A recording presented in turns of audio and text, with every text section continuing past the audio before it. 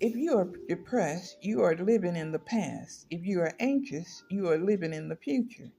If you are at peace, you are living in the present. Lao Tzu, ancient Chinese philosopher, founder of Taoism.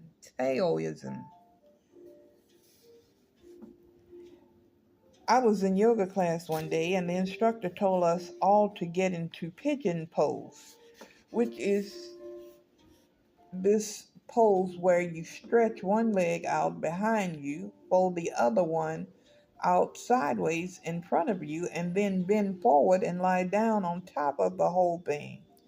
It's fine if you're a pigeon, but it's one of the poses I dread most because my hips don't move that way. It hurts, and I'm always scared I'm going to get stuck.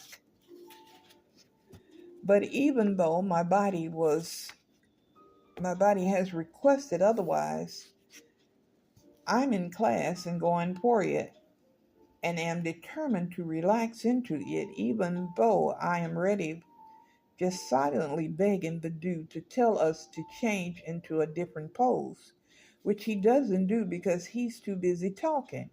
He's blabbing on and on and on about our connection to the universe and our breath and the path of true enlightenment and the whole and the dude will you holy dude, will you hurry up? I think I'm going to rip something. I really do. Oh my God, I think I'm actually stuck. How am I going to get out of this pose?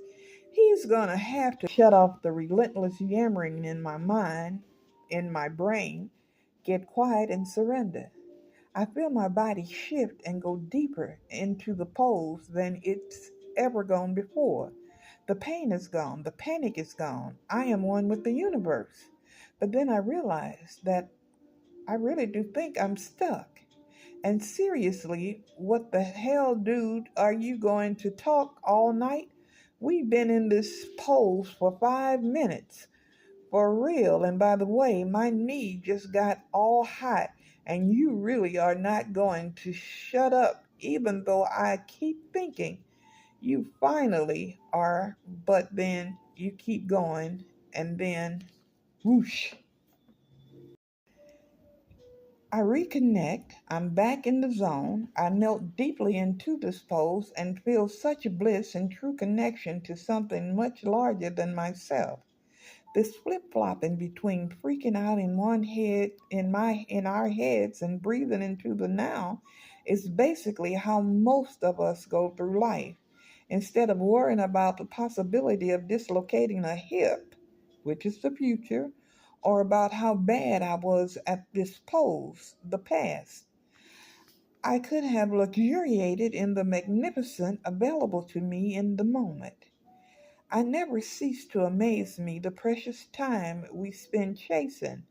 It never ceases to amaze me the precious time we spend chasing the squirrels around our brains, playing out our drama, worrying about unwanted facial hair, seeking adoration, justifying our actions, complaining about slow internet connections, dissecting the lives of idiots when we are sitting in the middle of a full blown miracle that is happening right here, right now. We're on a planet that somehow know how to rotate on its axis and follow a defined path while it hurtless through space. Our hearts beat, we can see, we have love, laughter, language, living rooms, computers, compassion, cars, fire, fingernails, flowers, music, medicine, mountains, muffins. We live in a limitless universe overflowing with miracles. The fact that we aren't stumbling around in an inconsolable state of sobbing awe is appalling. The universe must be like, what more do I have to do to wake these people up? Make water their most precious resource rain down from the sky? The universe loves us so much and wants us to partake in the miraculous so badly that sometimes we deliver little wake up calls. Like in the movies, when someone narrowly escapes death and is so overjoyed and grateful that they take to the streets, skipping and laughing and madly hugging everyone in sight. Suddenly, all their problems fall away, and the miracle of being alive today in this moment takes over the screen.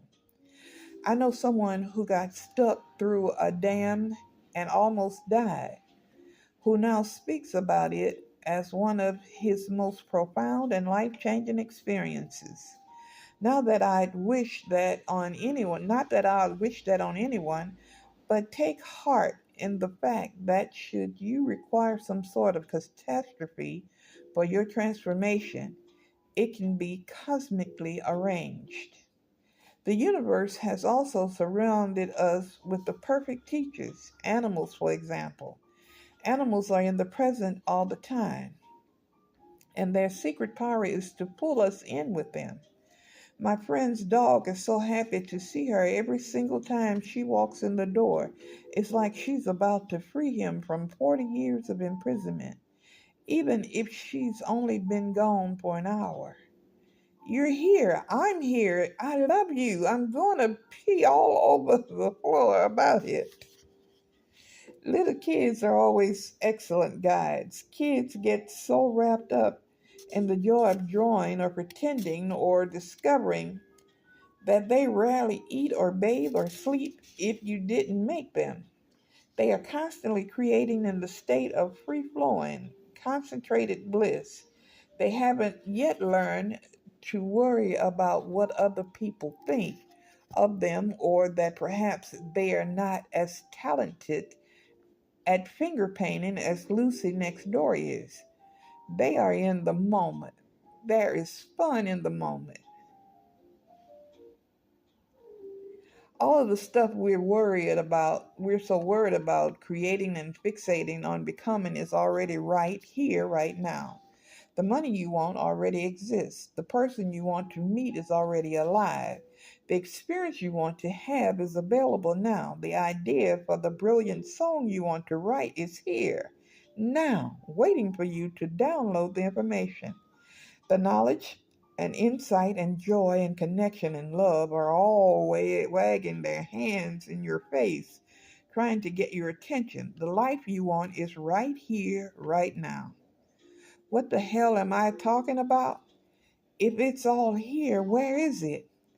Think of it like electricity. Before the invention of the light bulb, most people weren't aware of electricity's existence. It was still here, exactly the same way it is right now, but we hadn't yet woken up to it. It took the invention of the light bulb to bring it to our attention. We had to understand how to manifest it into our reality. It's not that the things and opportunities that we want in life don't exist yet. It's that we not yet aware of their existence or the fact that we can really have them. The more practice you become at being present and connected to source energy, the more available you are to download ideas and seize opportunities that you might miss out on if you're all wrapped up in the endless chatter in your head. There's a great Hindu story about a lady who wanted to meet the god Krishna. So she went into the forest, closed her eyes, and prayed and meditated on making the good appearance. The god appeared, and lo and behold, Krishna came wandering down the forest path toward her. But when Krishna tapped the lady on the shoulder, she, without opening her eyes, told him to get lost because she was busy meditating on a very important god. When we get so wrapped up in our heads, we miss out on what's available to us right now in the moment. Stop and notice how you feel right now. Feel your breath moving in and out of your body. Feel the air on your skin. Feel your heart beating, your eyes seeing, your ears hearing. Notice the energy inside and outside of your breath buzzing. Shut off your thoughts and feel your connection to Source. Breathe. Even if you got bone chilling credit card debts or you haven't spoken to your mother in 6 years, right now in this moment, you can find peace and joy in that which simply is. As adults with responsibilities like bodies to care for and mortgages to pay, there is some value in taking a side trip away from the present moment every once in a while. Sometimes we need to think about the plan for the future as well as study the past in order to leave from it or laugh about it or to bury it out back and let it go forever.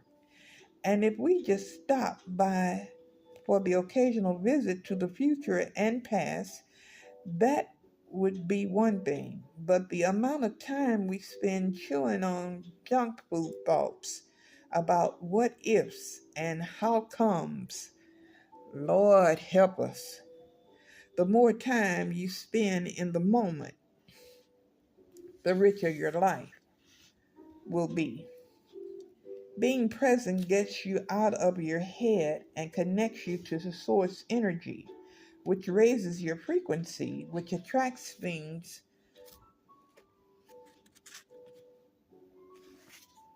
of like frequency to you.